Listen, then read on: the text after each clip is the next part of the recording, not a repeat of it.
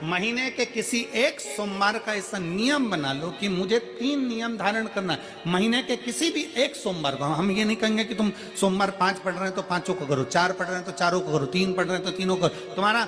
तुम तो महीने का एक सोमवार का नियम बना। और मेरी जीजियों से, मेरी बेटियों से जो विदेश में रह रही हैं, जो कहीं बाहर रह रही हैं, कहीं बड़े शहर में रह रही हैं, जो रोज मंदिर नहीं जा सकते, हर किसी महीने के एक सोमवार को भी ये नियम निर्धारण कर सकते, तो उनसे कहेंगे कि 3 महीने में एक सोमवार का नियम बना लो। 3 महीने में नहीं बना सकते तो 6 महीने में एक सोमवार का नियम बना लो। और 6 महीने में नहीं बना सकते तो 1 साल में एक सोमवार का ऐसा नियम बना लो कि मैं साल का एक सोमवार ऐसा रहूंगी कि सुबह सोमवार के दिन मंदिर में जाकर जल चढ़ाऊंगी, दोपहर में जाकर बाबा को एक अक्षत का दाना रखकर, अक्षत का मतलब है कि बाबा मेरी दिनों दिन उन्नति करना। बेलपत्री के वृक्ष के नीचे जो अक्षत रखा जाता है वो उन्नति के लिए रखा जाता है। शंकर के शिवलिंग पर जो अक्षत रखा जाता है वो रोग मुक्ति के लिए रखा जाता है। अशोक सुंदरी पर जो अक्षत रखा जाता है वो संतान प्राप्ति के लिए रखा जाता है। षडानंद कार्तिकेय की ओर जो अक्षत रखा जाता है वो हमारे बच्चों की सुख समृद्धि के लिए रखा जाता है। विनायक की ओर,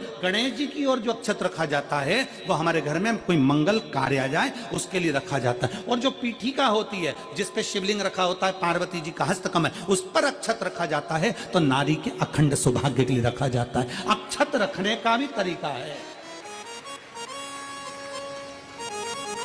एक चावल का दाना कहाँ रखा जाता है, क्यों रखा जाता है, कैसे रखा। अब कई लोग कहते हैं गुरुजी ये शिव महापुराण में आप ये नियम बताते हो, तरीका बताते हो। हम तो उनसे कहेंगे डॉक्टर के पास जाओगे तो डॉक्टर भी गोली लिखकर ये नहीं कह देगा कि ये सारी गोली एक साथ खा जा।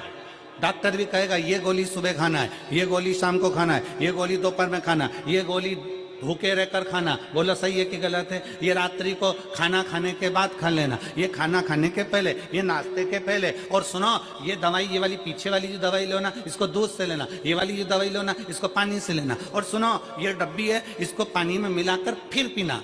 दवाई लेने का भी तरीका है, उसी तरह शिव महापुराण में एक एक अक्षत का भी तरीका है और एक एक बेलपत्री का भी तरीका है।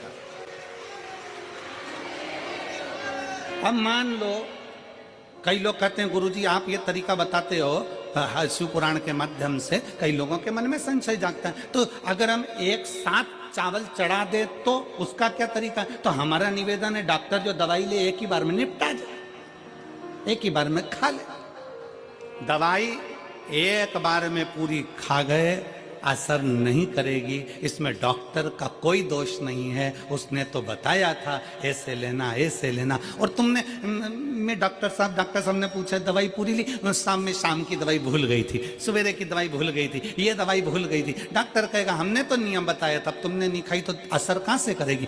तुम असर कब करती है? जब हम पूजन के तरीके को जान जाएं, जब हम अर्चना के तरीके को जाएं। आप साल भर का एक सोमवार निकाल लो, 6 महीने का एक सोमवार निकाल लो, 3 महीने का एक सोमवार निकाल लो, महीने का एक सोमवार निकाल लो, अपने से दिल में बन जाए तो एक सोमवार ऐसा निकालो जिसके 3 नियम धारण हो। पहला, उसी सोमवार जिसको कर रहे हो उस दिन सुबह जल चढ़ाना। दूसरे, दोपहर के समय पर जाकर बेलपत्री के वृक्ष के नीचे एक चावल का दाना रखना। और परिक्रमा बेलपत्र की जितनी तुमसे बन जाए, जितनी तुम्हारे शरीर की कैपेसिटी हो, जितना तुम्हारा शरीर चलते बन जाए। हम तो ये भी नहीं कहते कि तुम भूखे रहकर भगवान का भजन करो, हम कभी नहीं कहते। हम तो ये भी नहीं कहते कि तुम व्रत बहुत भारी करो, तुम व्रत उपास भी बहुत टेंशन वाला करो। ना ना ना,